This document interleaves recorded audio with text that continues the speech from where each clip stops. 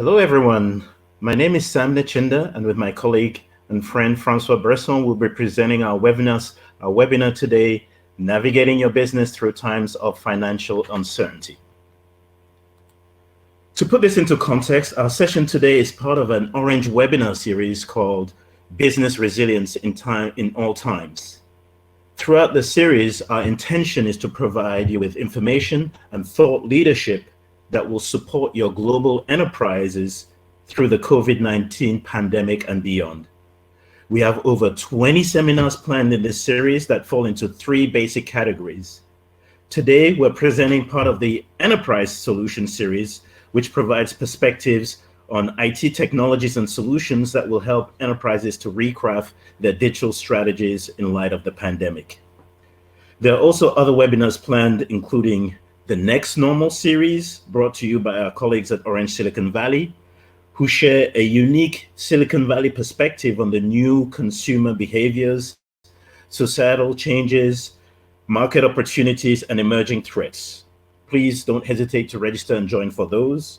And there'll also be another webinar series called Leading with Partners, including Orange interviews with advisory partner firm ISG and technology leaders at Aruba, Checkpoint, and Cisco.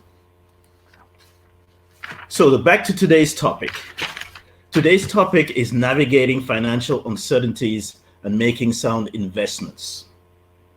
With the current global economic uncertainty, every enterprise is having to rethink their entire business and draw plans on how to successfully navigate the future, the new normal, or the next normal, as it's often being called.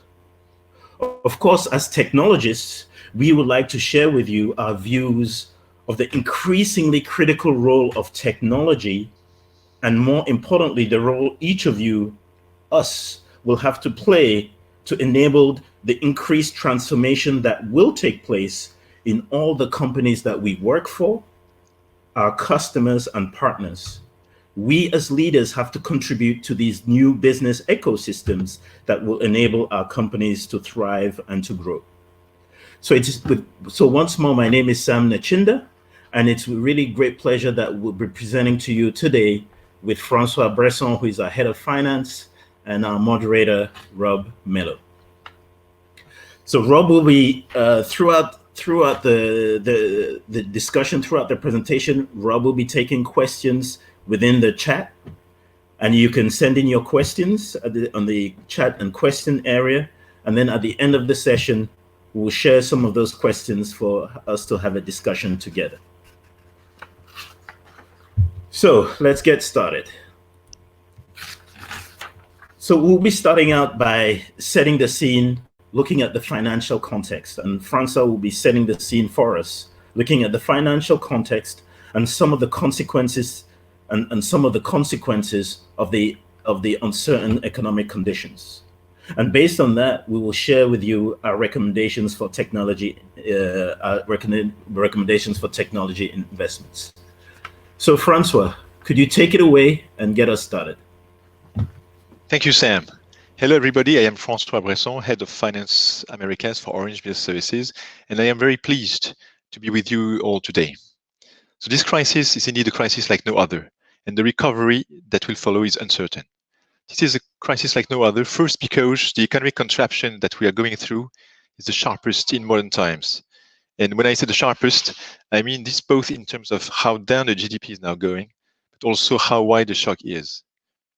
It is the first truly global crisis in history, as most countries are being hit at the same time. According to the outlook by the International Monetary Fund, issued in June 2020, the world growth is now forecasted at minus 4.9% in 2020, with the US at minus 8%, the Euro area at minus 10.2%, India at minus 4.5%, and China at 1%. For China, this nominal growth being the worst performance in a very long time, and it really feels like a recession here. At the height of the last crisis in the Western world in 2009, China's growth rate was plus 9.7%, so a very different setting there.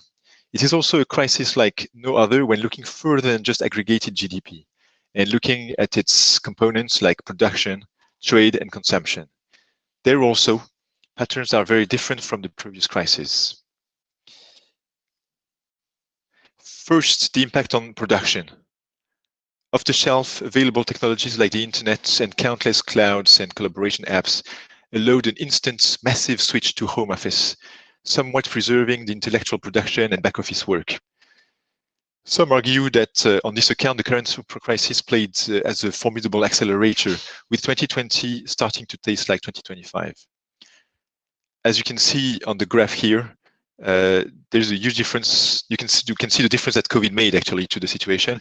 A third of respondents here were thinking that they would be working remotely in 5 years from now. After COVID, this figure is 65%. Is that the death of the office? Ask many CFOs, already salivating at new potential optimization.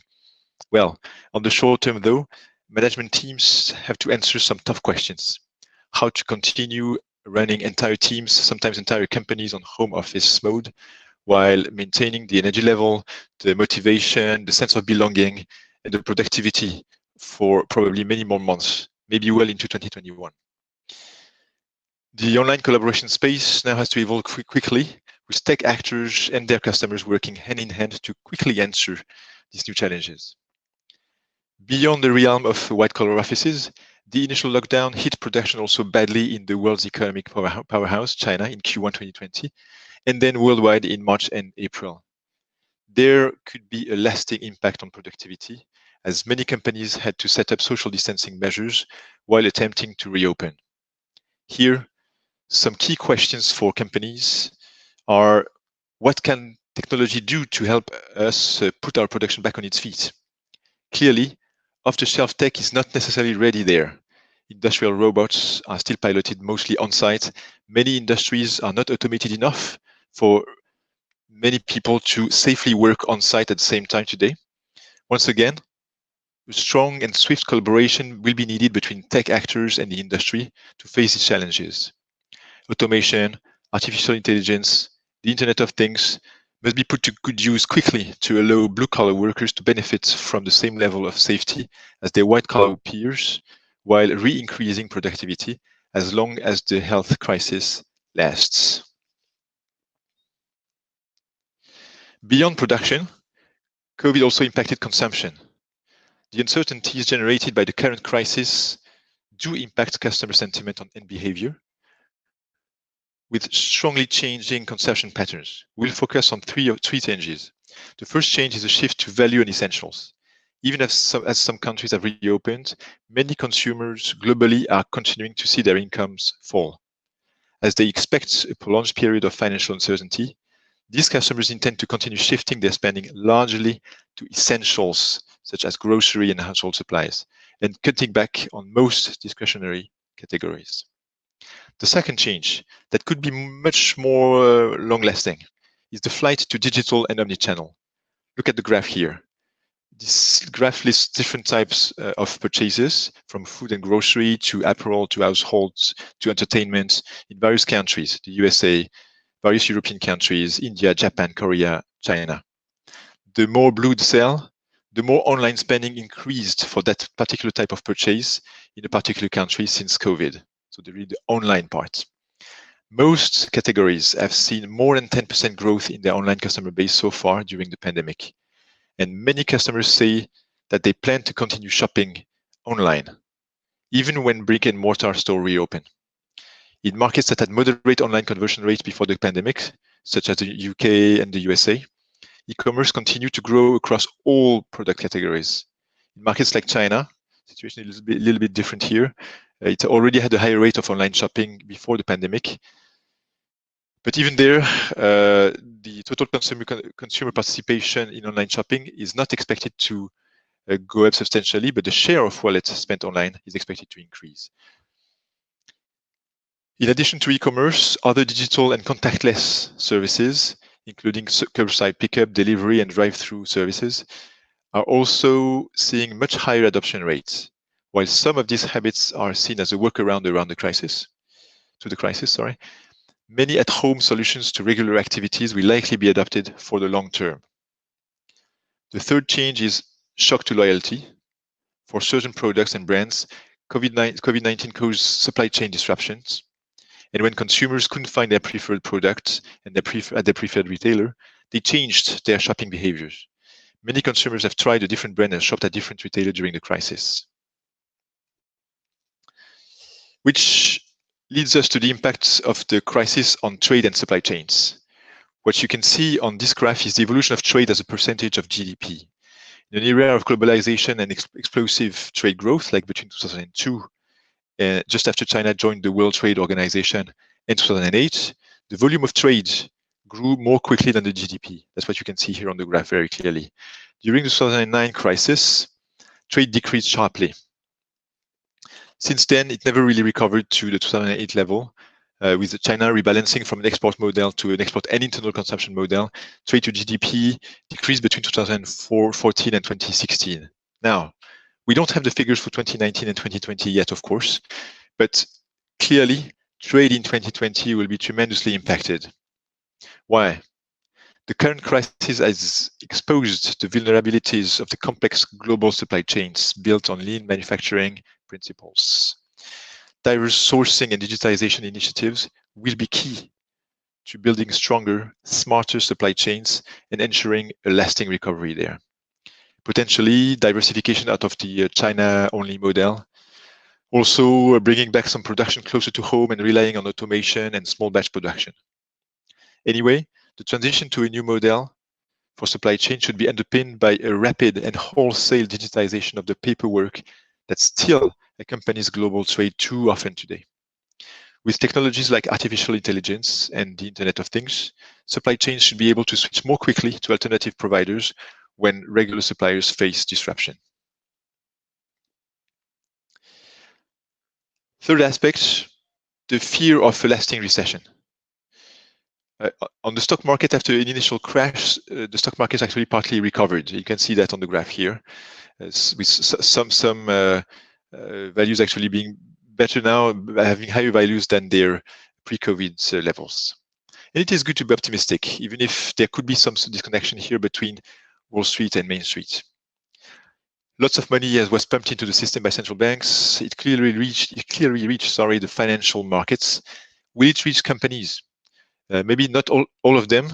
When looking at the evolution of the stock market since COVID, some companies may be too deeply impacted to really get more funding from their banks.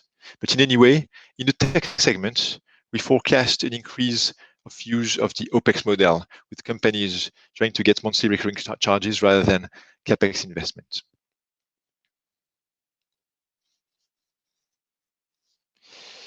And so here we are for an uncertain recovery. Globalization is being reshaped, but how exactly? This is not yet clear, and it will depend on many factors that are not yet decided. The first one being, of course, the length or the duration of the health crisis. There are also some political factors that will be playing under our eyes. So many scenarios are still in front of us, with some companies basically fighting for survival, whether declaring bankruptcy or not. A significant revenue decrease is the lot of most companies in 2020. We already discussed the shifts in buying patterns. For companies confronted to both a revenue decrease and significant market changes at the same time, this is clearly a lot to handle.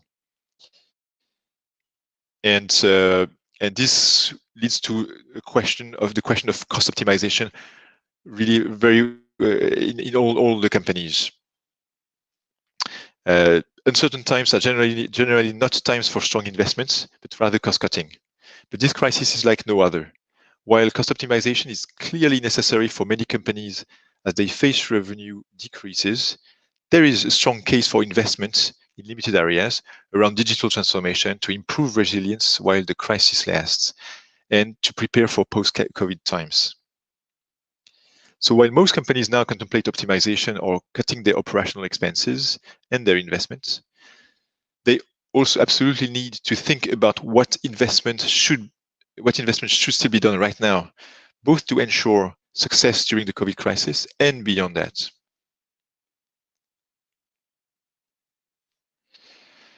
Given the changes that we've discussed so far in this presentation, it seems clear that some level of investment in the technology and innovation is to be maintained. But how to direct technology investment in order to thrive in times of financial uncertainty? It will be up to Sam and Nchinda to give some elements of answers to that question. Sam, up to you. Thanks very much, Francois, and thanks for putting into perspective the global financial context and the business challenges that each of us faces in our enterprise. So left with these overriding goals of having to control costs while investing in technologies that will enable business success, we would like to recommend the following strategies. So first of all, drive your organization, your enterprise, to become a data-driven organization to ensure business resiliency and reinventing your business models. The second recommendation would be to digitize your global supply chains and operations for greater agility and cost efficiency. And thirdly, innovate, innovate, innovate. So let's look at each of these in some more detail. The first one, in transforming our organizations to become more data-driven organization and putting in place new business models, allows us to unlock the power of all the data that is available both inside and outside our enterprise. By doing this, we'll be driving more efficient business operations, and we'll also be driving down costs.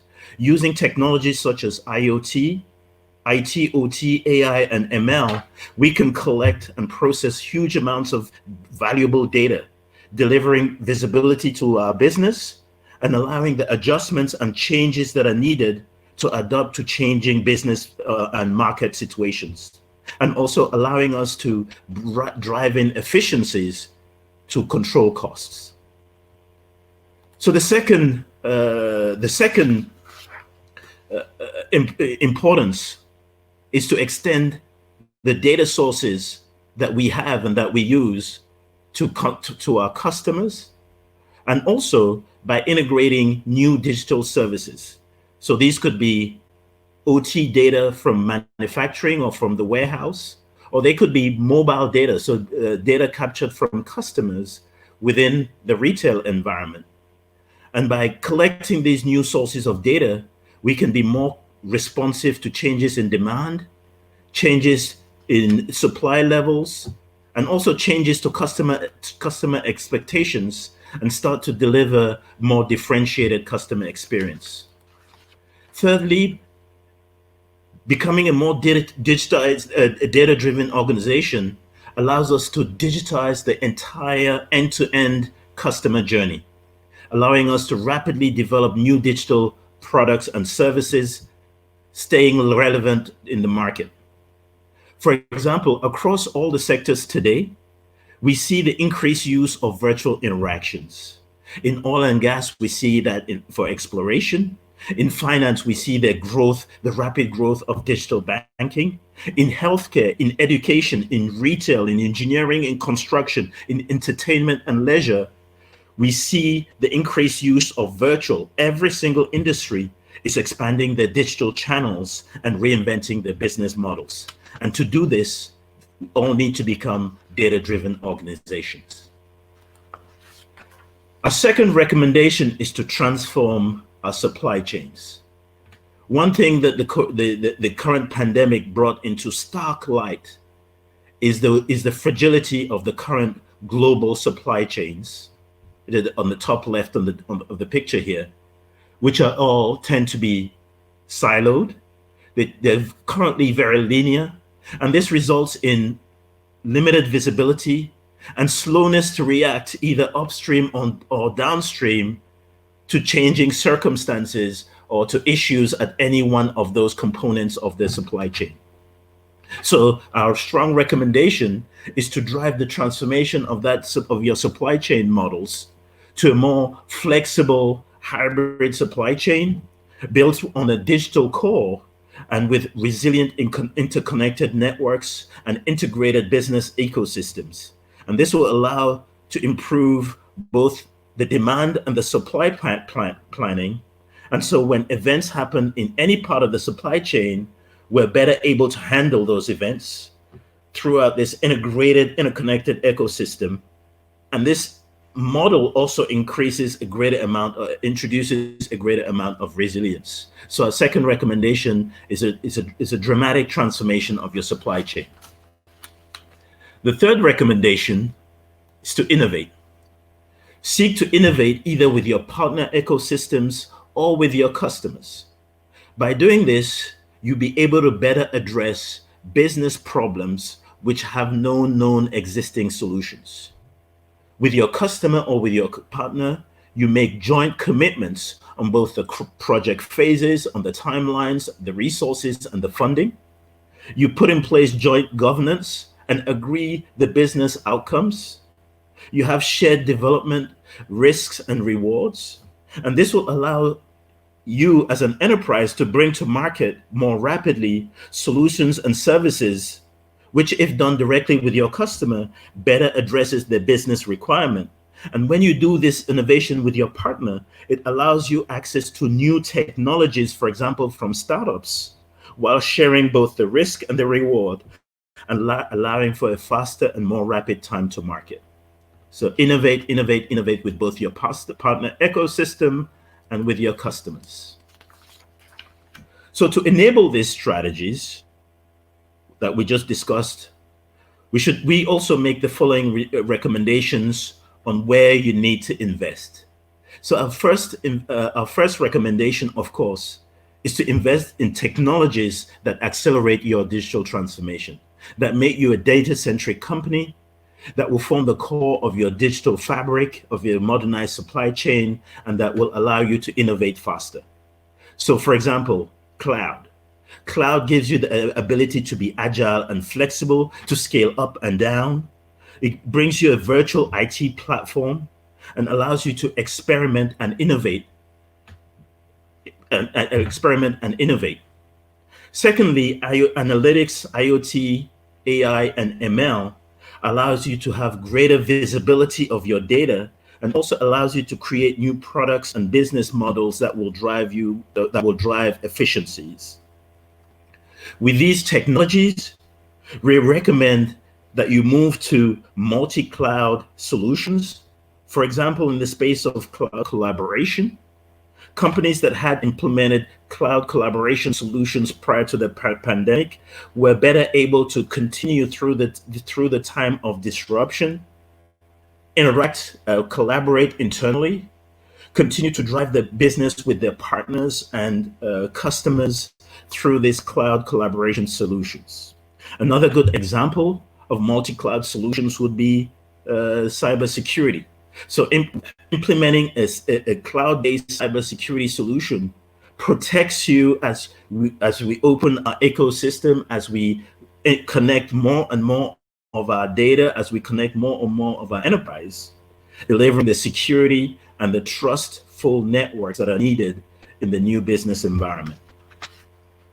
And finally, all of this has to be built on a future-proof next generation software-defined enterprise. And so we would recommend that you build such a software-defined network that brings you the agility, the flexibility, the ability to change and scale, the ability to integrate analytics so that this platform becomes more intelligent and enables an enhanced end user experience. So innovate so that you are constantly able to address new and business needs. I'd like to give an example. I'd like to provide an example of a customer that we've been working with for a very long time. They're a large manufacturing multinational that provides solutions in the energy sector, the medical sector, the industrial and infrastructure solutions. So they're truly global organization with 2,000 plus locations spread around the world.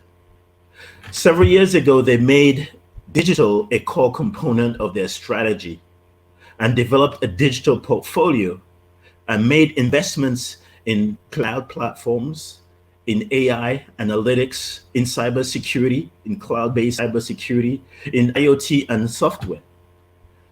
With Orange and this customer, we embarked on a significant transformation journey to roll out the cloud-based cybersecurity solutions, and also the software-defined enterprise that has given them the platform to allow their continued digital growth.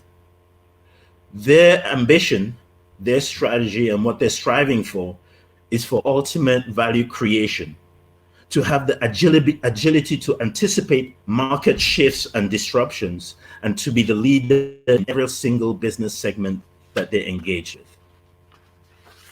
So in conclusion, in times of uncertainty and disruption, we all need to accelerate digital transformation. We need to seek to become more data-centric organizations. We need to modernize our supply chains, and we need to innovate with our customers and partners. To do so, we all need to invest in technologies that will enable the digital enterprise and allow continued success and business growth. Thank you very much for taking the time to share this webinar with you today. And at this stage, I would like to turn it over to our moderator, Mr. Rob Miller, to share any questions that were put up on the chat. Rob?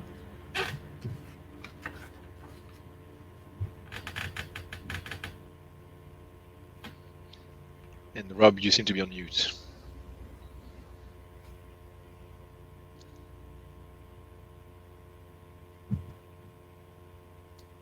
No, you're still on mute.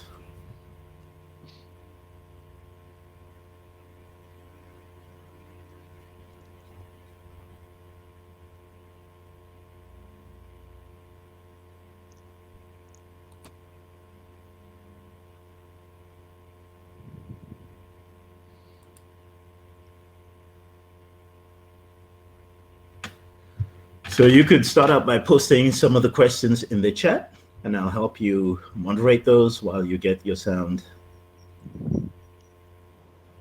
back.